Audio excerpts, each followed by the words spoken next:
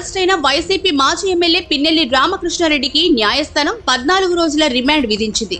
ఈవీఎంల ధ్వంసం, ఎన్నికల్లో అల్లర్లు, సీఐపై హత్యాయత్నం, మహిళపై బెదిరింపుల కేసులో అరెస్టు నుండి రక్షణ కోరుతూ పిన్నెల్లి దాఖలు చేసిన 4 ముందస్తు బెయిల్ పిటిషన్లను హైకోర్టు కొట్టేయడంతో పోలీసులు బుధవారం ఆయన్ని అరెస్ట్ చేసిన సంగతి తెలిసిందే.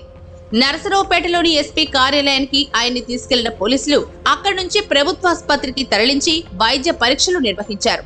అనంతరం రాత్రి వేళ న్యాయమూర్తి ఎదుట హాజరుపరచగా ఆయన 14 రోజుల రిమాండ్ విధించారు.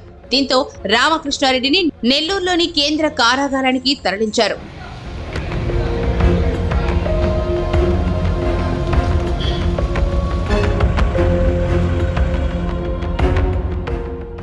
మే 13న జరిగిన ఎన్నికల్లో ఓ పోలింగ్ బూత్ కు వెళ్లిన పిన్నెల్లి ఈవీఎం ను ధ్వంసం చేసిన విషయం తెలిసిందే. ఈ వీడియో సోషల్ మీడియాలో సంచలనం రేపింది. ఈ ఘటనపై సీరియస్ అయిన ఎన్నికల సంఘం ఆయనపై కేసు నమోదు చేయాలని ఆదేశించింది.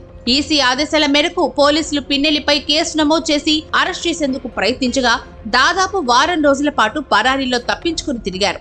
తన్ను అరెస్ట్ చేయకుండా ఆదేశాలు ఇవ్వాలంటూ ఏపీ హైకోర్టును ఆశ్రయించగా ఆయనపై ఎలాంటి చర్యలు తీసుకోవద్దంటూ మధ్యంతర బెయిల్ మంజూరు చేసింది. అయితే 4 కేసుల్లో తనకు బెయిల్ మంజూరు చేయాలంటూ పిన్నెల్లి దాఖలు చేసిన పిటిషన్లను విచారించిన ఏపీ హైకోర్టు వాటిని బుధవారం కొట్టేసింది. హైకోర్టు తీర్పు రాగానే అప్రమత్తమైన మాచర్ల పోలీసులు గంట వ్యవధిలోనే ఆయన్ని అరెస్ట్ చేశారు.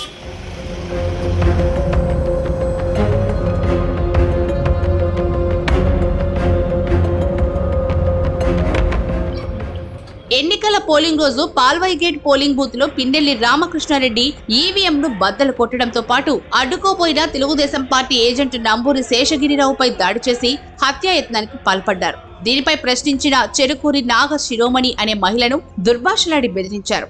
అలాగే పోలింగ్ మరుసటి రోజు పిన్నెల్లి ఆయన తమ్ముడు వెంకట్రామిరెడ్డి అనుచరులతో కలిసి కారంపూడిలో అరాచకం సృష్టించారు.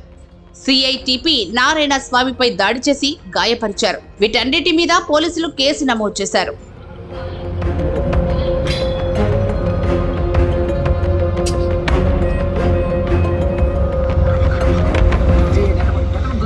పిన్నెల్లి రామకృష్ణారెడ్డి అరెస్టుపై ఎన్నికల సంఘం స్పందించింది. ఎన్నికల ప్రక్రియకు విఘాతం కల్పించిన వారు ఎవరైనా సరే శిక్ష తప్పదని, అందుకు పిన్నెల్లి అరెస్టే నిదర్శనమని పేర్కొంది. ఆయన అరెస్టుతో ఈవీఎం ధ్వంసం ఘటనకు ముగింపు లభించిందని, చట్టానికి ఎవరు అతీతులు కారని స్పష్టం చేసింది. ప్రజాస్వామ్యాన్ని బెదిరించే వ్యక్తులకు కఠిన శిక్షలు తప్పవంటూ ఈసీ హెచ్చరించింది.